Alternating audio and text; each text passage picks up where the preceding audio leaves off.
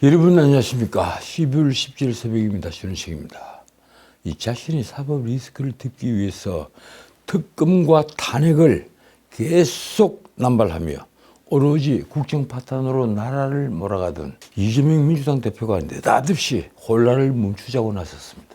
이제 윤석열을 코너로 몰았으니 자신을 그럴듯한 지도자로 포장하는 일만 남았다는 것입니까?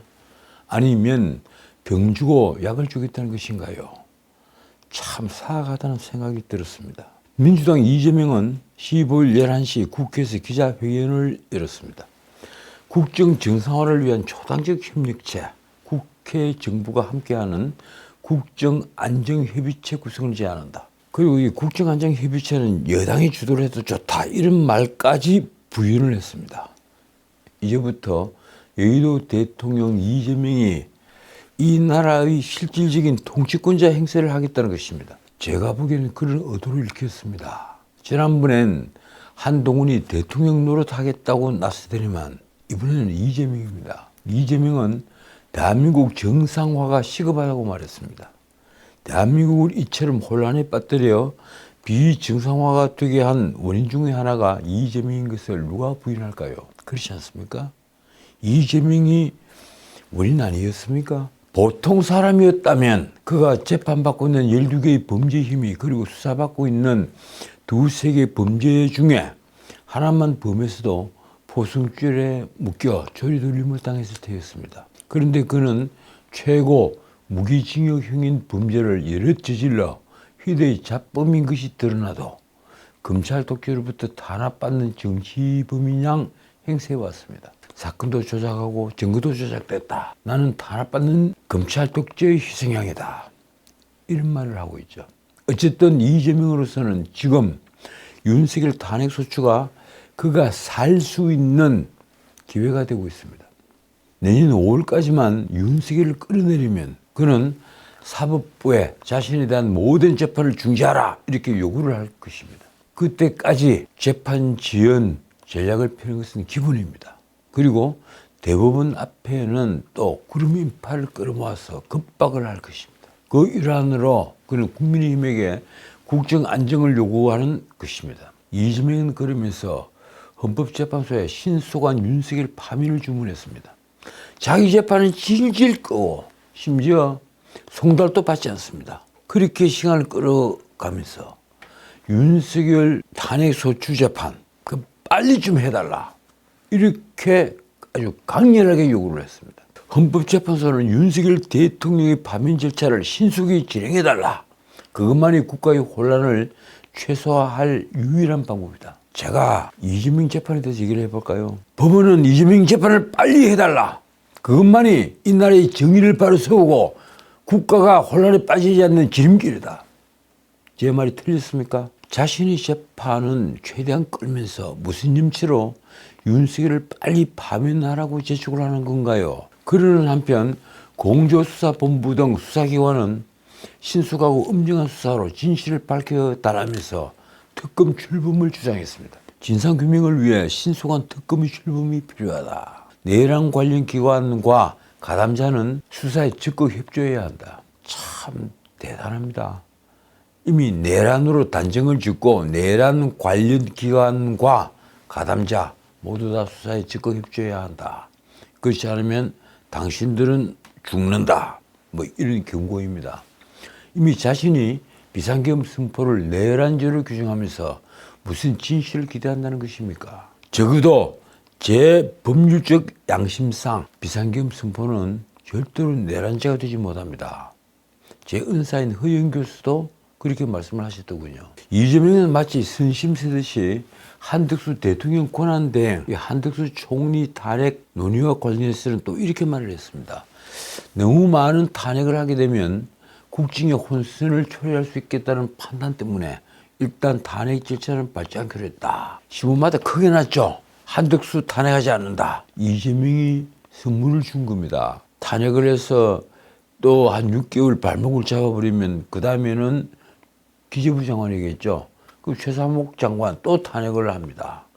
그리고 또 최상목 장관 탄핵하면 그 다음에는 교육부 총리가 나오겠죠. 근데 이조 장관 또 탄핵을 해버립니다. 그래서 정부를 마비시킬 수 있다. 이게 민주당의 보관이었습니다. 자, 이재명은 그러면서 한덕수와 통화를 한 사실까지 공개를 했습니다. 어제 한덕수 총리랑 통화를 했다. 이제는 여당이 지명한 총리가 아니라 여야를 가리지 않고 정파를 떠나서 중립적으로 정부 입장에서 국정을 해 나가셔야겠다는 말씀을 드렸다. 총리께서도 전적으로 흔쾌히 동의했다. 쉽게 말하면 지금까지는 집권 여당 윤 대통령의 명을 받아서 국정을 통할하는 국무총리였지만 지금부터는 윤석열 대통령은 모든 것이 정지가 되어 있으니 제발 중립선에서 중립적 위치에서 총리를 해달라. 그 얘기입니다. 마치 전비를 뉘우치고 내 말을 잘 들으면 그 총리 자리만은 보존을 해주겠다. 이런 말로 들린 것은 저뿐일까요? 다시 말하건대 정말 사악하다는 생각이 절로 들었습니다. 제 눈에만 그렇게 보인 겁니까? 다들 아시다시피 지난 14일 오후 5시 윤석열 대통령은 국회에서 탄핵소추안이 204명 찬성으로 가결이 됐습니다. 그래서 직무가 정지가 됐습니다. 국민의힘 의원 중에 적어도 12명이 반란표를 던졌습니다. 사실 무효표까지 계산하면 정확히 23명의 반란표입니다. 친한파 21명 정도였는데 2명이 더 늘어난 겁니다. 아니 안철수가 1명 있으니까 1명 정도가 더 늘어난 것이죠. 그렇다면 그 12표 중에 또 안철수를 제외한 친한파는 아마 11명일 것입니다. 결국 탄핵 표결로 윤석열보다 먼저 무너진 자는 다른 사람이 아니라 한동훈이었습니다. 한동훈은 이제 기껏 11척의 배를 이끄는 소선단의 맹주에 지나지 않습니다. 자기가 20년 동안 모시고 있었던, 아니 윤석열이 20년 동안이나 돌봐주는데 그 윤석열을 이렇게 마지막에 배신을 한 겁니다. 어쨌든 윤석열의 비상계엄 선포가 사법심사의 대상이 되지 않는 고도의 통치행위로서 국회의 해제 요구에 순응을 한 이상 내란죄가 성립되지 않는다는 주장은 아주 쉽게 파묻혀버렸습니다. 한동훈 또 법률가인데 말입니다. 이제 헌법재판소는 이 대중의 반역에 어떤 심판을 내릴까요? 이 대중의 반역이라는 제목은요, 오래되까 이 가세트라는 분의 저서입니다. 아주 오래된 책이죠. 그리고 지금까지도 생명력이 있는 책입니다.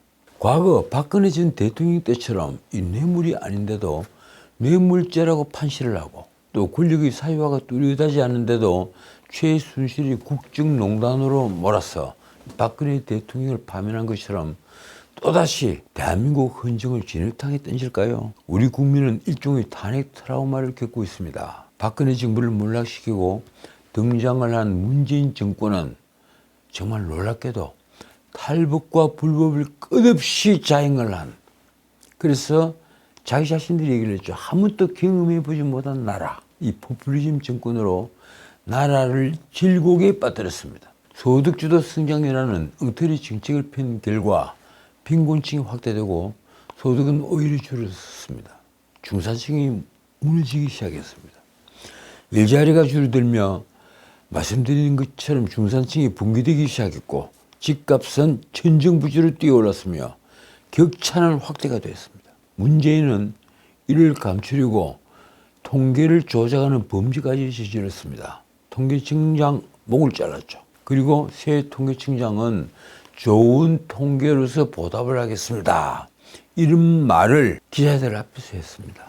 기가 막히는 시대였습니다. 문재인은 자신이 몸담았던 노무현 정권의 실패를 그대로 반복을 했습니다. 집값 정책이 아주 대표적입니다. 그런데 문재인이 노무현과 다른 점은 자신의 범죄를 철저히 감추거나 취직으로 포장하는 데 있습니다. 마치 성남시장 경기도지사를 지낸 이재명과 같다고 할까요? 대장동에서 업자들에게 1조 몇천억을 몰아주면서 5,503억 당군들의 최대 공익 환수라고 포장을 했죠. 기부 체납을 모두 공익 환수라고 얘기를 한 겁니다. 자, 문재인이 책임을 져야 하는 큰 범죄만 해도 솔직히 부지기수입니다. 다들 알고 계시죠? 탈북민 강제 북송 사건. 이 사건요, 서훈이 저지른 게 아닙니다. 서훈이 어떻게 일방적으로 마음대로 결정을 합니까? 그 사건은 문재인이 생명을 얼마나 경시하는 사람인지 알 수 있게 한 사건입니다. 우리 해수부 공무원 이대준 씨 피살 사건. 문재인이 누워 자는 동안에 북한군에게 총살을 당하고 그리고 불에 타 죽었습니다. 문재인이 극과 속이 다른 자인 것을 적나라하게 보여준 사건입니다. 그는 이대준 씨 아들에게 한 약속을 처음부터 지킬 수가 없었던 자입니다. 그가 이대준 씨의 죽음을 방관함으로써 직접적인 연관이 있기 때문입니다. 그는 자신의 실책을 덮고 미화할 목적으로 아까 말씀드린 대로 통계청장까지 경질시키면서 통계를 노골적으로 조작했습니다. 월성원전 경제성 평가도 조작을 해서 탈원전이라는 자신의 고집을 관철했습니다. 그러나 문재인이 저지른 진짜 범죄는 국가 안보를 위태롭게 한 사건입니다. 이 사람들은 이 문제를 잘 모르고 있습니다. 그는 줄어든 병력 자원에도 불구하고 복무기간을 더 줄여서 그런 포퓰리즘 정책으로 남북 군사력의 현저한 불균형을 초래했습니다. 지금도 그대로 유지가 되고 있죠. 게다가 9.19 군사합의를 밀어붙여 휴전선 10km 이내 비행체 비행을 금지시켜서 쉽게 말해서 헬리콥터 비행을 금지를 시켜서 아파치 헬기 기동을 막았고 우리가 사온 게 이계대대인데 말입니다. 그 기동을 막았습니다. 그리고 지피를 허물어서 스스로 무장을 해제했습니다. 무엇보다 판문점 도보다리 위에서 김정은에게 국가 기밀이 담겼다는 USB를 건네주는 이적죄를 저질렀습니다. 통일부가 상급 기밀이 담겨 있다고 얘기를 했습니까? 그랬죠. 그래도 이적죄인 것은 분명합니다. 그런데 윤석열은 놀랍게도 이런 문재인을 감싸고 처단하지 않았습니다. 박근혜와 이명박을 감옥에 쳐넣던 그가 왜 문재인에게는 고개를 숙이고 두 전직 대통령보다 몇 배, 몇십 배 무거운 죄를 저지른 그를 끝없이 감쌌을까요? 나는 방송에서 결국 문재인과 윤석열 정권이 적폐청산을 약속하는 사람이 다음 대통령이 될 것이라고 예언을 한 적이 있습니다. 지금도 그 예언은 바뀌지 않았습니다. 정의의 칼은 영원히 칼집에 갇혀 있지 않습니다. 이제 다시 청산 시대가 온 것 같습니다.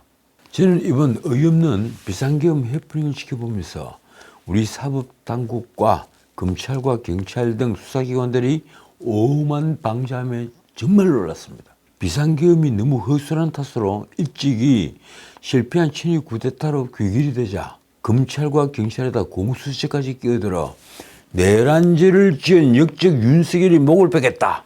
서로 먼저 베겠다고 지금 경쟁을 벌이고 있는 것입니다. 신병 확보 경쟁.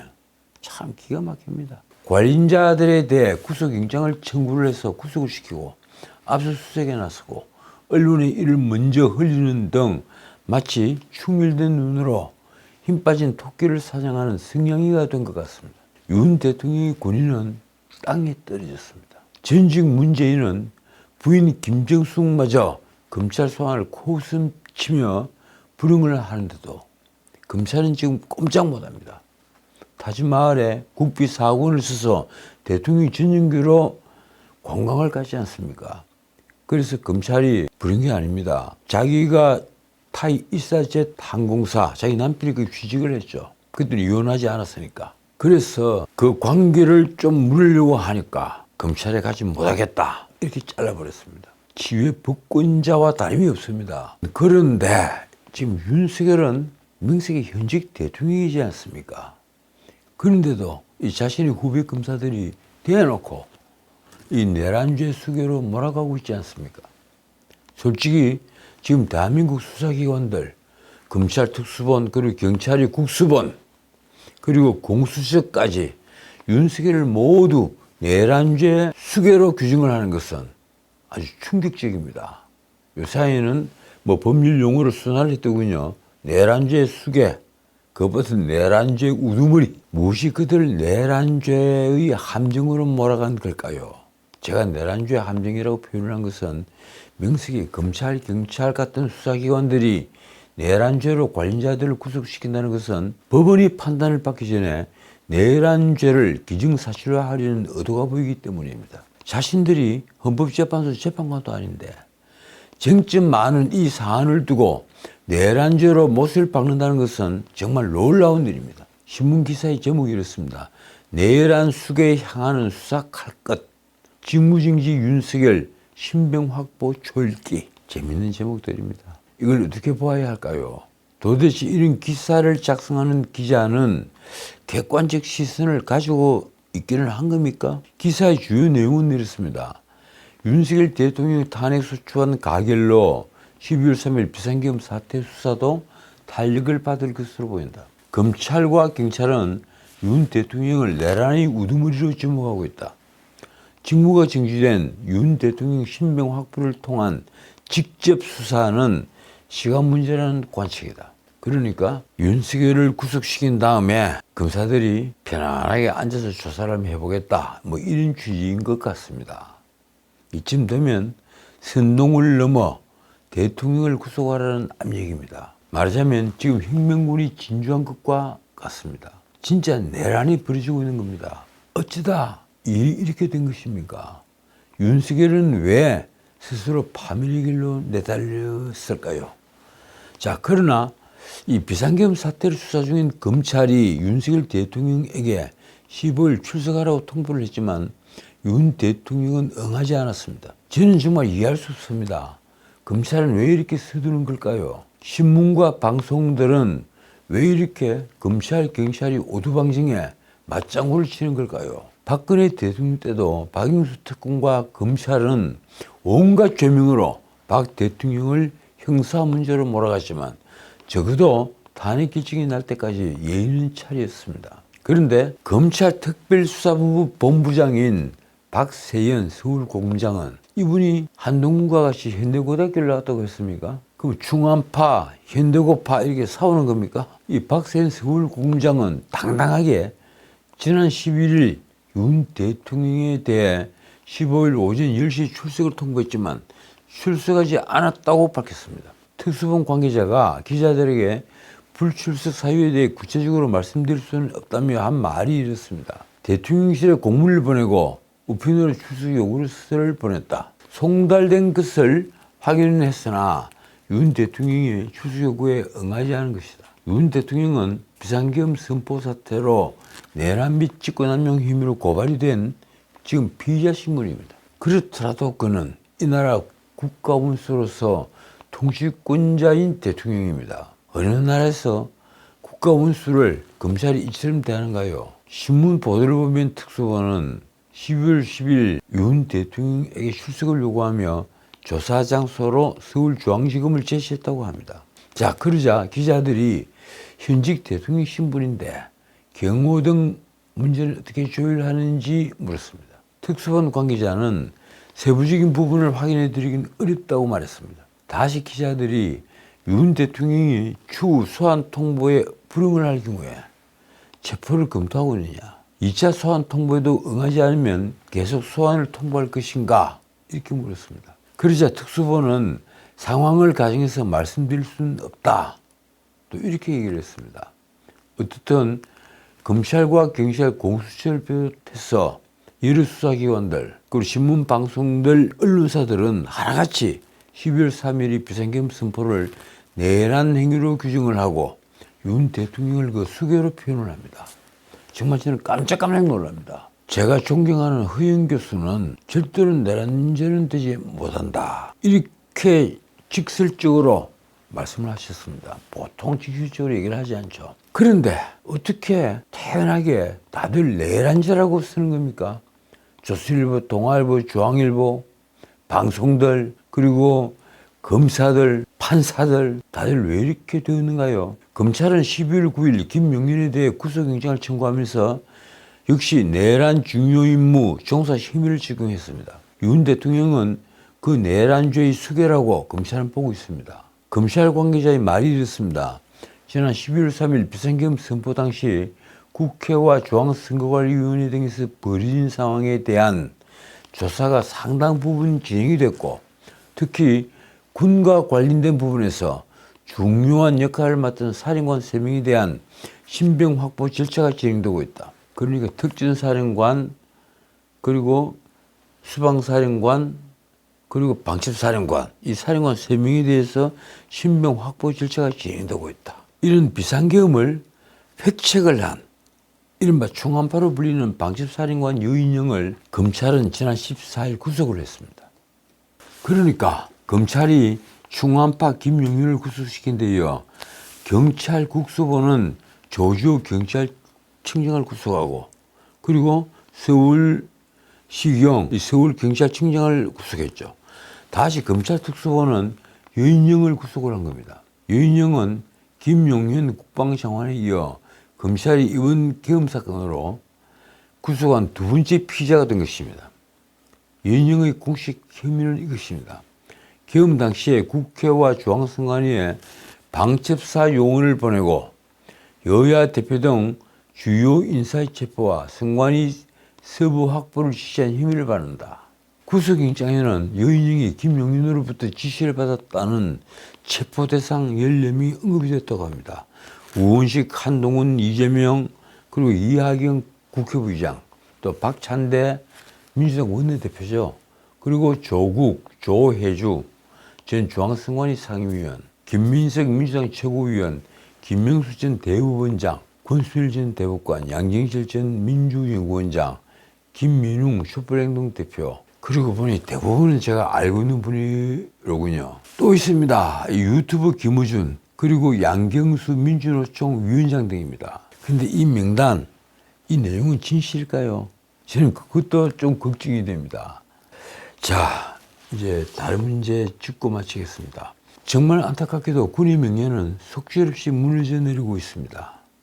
아마 지금 전쟁을 벌인다면, 아니 전쟁이 벌어진다면 우리 국군은 일패도지할 것입니다. 명령에 복종할 수밖에 없는 군인이 상관이 명령이 위법한지 살피지 않았다고 하여서 구속이 되고 폐가 망신을 당하고 있습니다. 검찰은 전날 밤 체포한 이진우 수방사령관에 대한 조사를 이어갔습니다.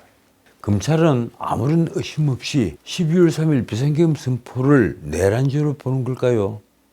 이진우는 검찰이 전날 청구한 여인영의 구속영장에도 등장을 합니다. 구속영장에는 방첩사령관 여인영이 윤 대통령 그리고 김용현 국방장관, 이진우 수방사령관, 곽종건 특전사령관 등과 공모를 해서 이 국헌문란 목적으로 폭동을 일으킨 혐의가 있다고 적시됐습니다. 자, 그러나 제가 여러 방송에서 말씀을 드렸지만 이번 비상계엄 선포는 사법심사의 대상이 되지 않는 대통령 고유의 통치행위입니다.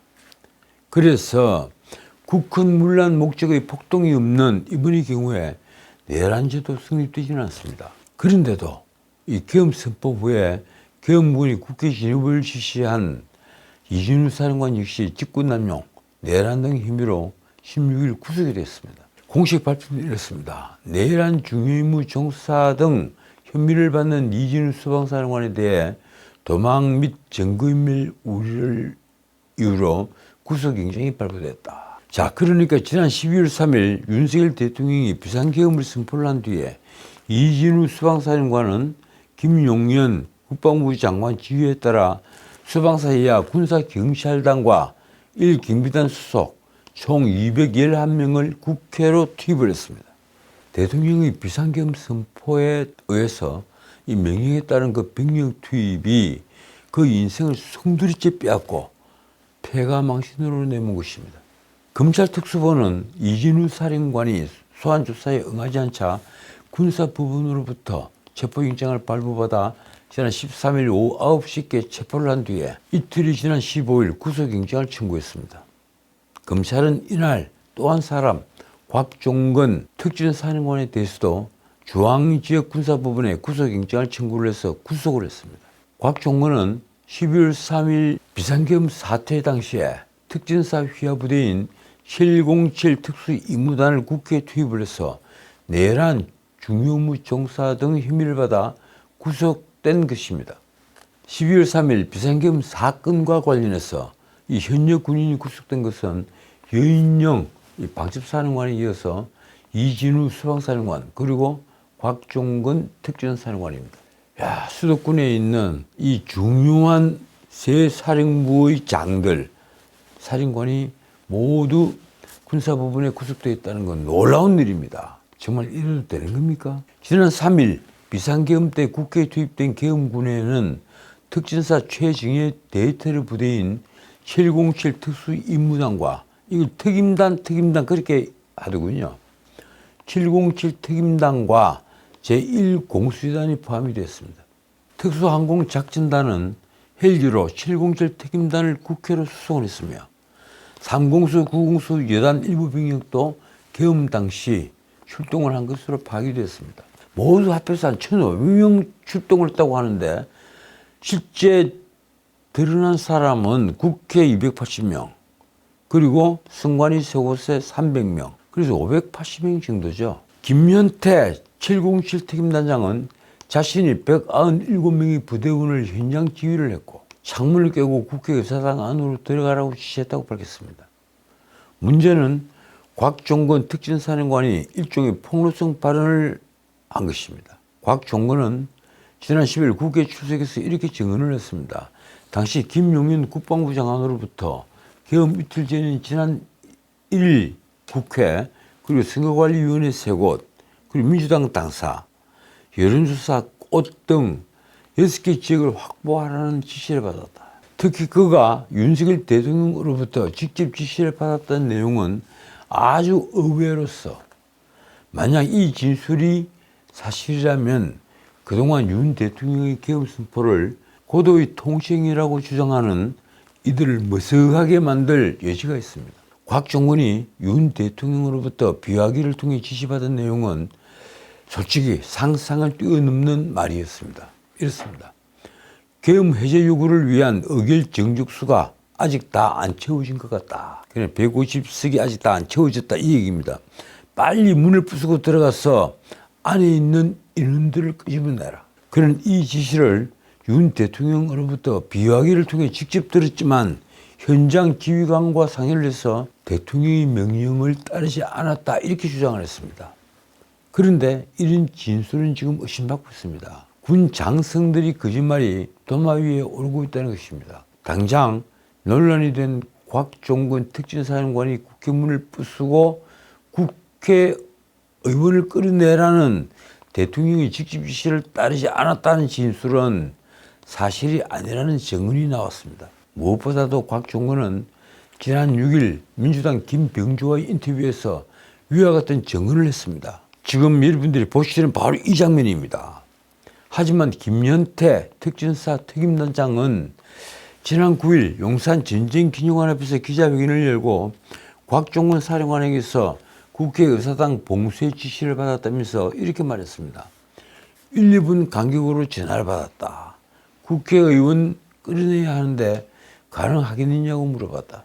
박한수 육군참모총장도 곽종건이 퇴직은 사용을 건의했다고 밝혔습니다. 곽종건은 김용현의 육사 9년 후배로 김용현이 경호처장을 할 때 공관 모임의 멤버 중 한 명이었다고 합니다. 어떻든 곽종건은 비상계엄 당시 국회 진입 등 군사작전에서 그 역할에 대한 의혹이 가장 많이 제기되고 있습니다. 그의 직속 성관인 참모총장 박한수는 퇴직금과 공포탄 사용을 건의했다고 국회에서 증언을 했고, 곽종건이가 건의를 했고, 김종대 전 의원은 헬기가 제때 안 떠서 곽종건이 화를 냈고 계엄 해제한 의결에 고개를 숙이며 괴로워했다는 제보가 있었다는 주장까지 내놓습니다. 과연 그는 윤 대통령으로부터 의원을 끌어내라, 이런 불법적인 지시를 받았을까요? 윤 대통령이 그런 지시를 했을 일은 저는 만무하다고 생각합니다. 중앙일보는 계엄 상황에서 윤석열 대통령으로부터 707 특수임무단이 어디쯤 이동 중인지 묻는 전화를 받았고, 그리고 김용현 국방장관에게 국회 본회의장에서 의원들을 끌어내라 지시를 받았다고 보도를 했습니다. 어떻든 이번 비상계엄 선포 사태로 대한민국 장군들이 군인은 회복 못할 정도의 상처를 입었습니다. 이것이 얼마나 큰 손실인지 아직은 누구도 짐작조차 못할 것입니다. 자, 그런데 비상계엄 특별수사본부가 이번에는 잠시 계엄 사령관을 맡았던 육군참모총장 박한수의 구속영장을 청구했습니다. 내란 중요임무 종사 및 직권남용 권리행사 방해, 뭐 거의 모든 사람들의 혐의가 똑같습니다. 내란죄, 직권 남용, 권리행사 방해, 대충 이렇습니다. 12월 8일 참고인 조사를 받았던 박한수는 14일 두 번째 소환 당시에 피의자 신분으로 전환이 됐습니다. 검찰은 그 결심 지원실 내부에서 어떤 논의가 오갔는지, 또 박한수 총장의 명의로 나온 보고령이 어떤 과정을 거쳐서 만들어졌는지 등을 조사했습니다. 이쯤 되면 장군들의 명예는 땅이 떨어졌습니다. 내가 알고 있는 예비역 장성은 긴 한숨 끝에 이렇게 말했습니다. 이제 전쟁이라도 벌어지지 않는 한 이 나라 장군들의 명예는 회복되지 않을 것이다. 육군 참모총장을 구속하겠다는 것은 뭘 의미하는 것일까요? 이제 대통령의 명령이 있어도 병력 이동이든 무슨 작전을 수행하든 참모총장이든 사령관이든 누구든 모두 고민할 것입니다. 윤 대통령이 명령을 받아서 참모총장이 움직이고 사령관들이 움직이는데 그 사람들 모두 지금 구속을 하고 있으니 말입니다. 그 대통령의 명령이 합법적인 명령이 아닐 수 있다는 의심을 할 수밖에 없게 된 것입니다. 결국 군은 무기력한 군이 될 수밖에 없을 겁니다. 이것이야말로 소탐대실이 아닐까요? 약 서너 시간 뒤에 2부를 보내드리겠습니다. 지금까지 전식이었습니다.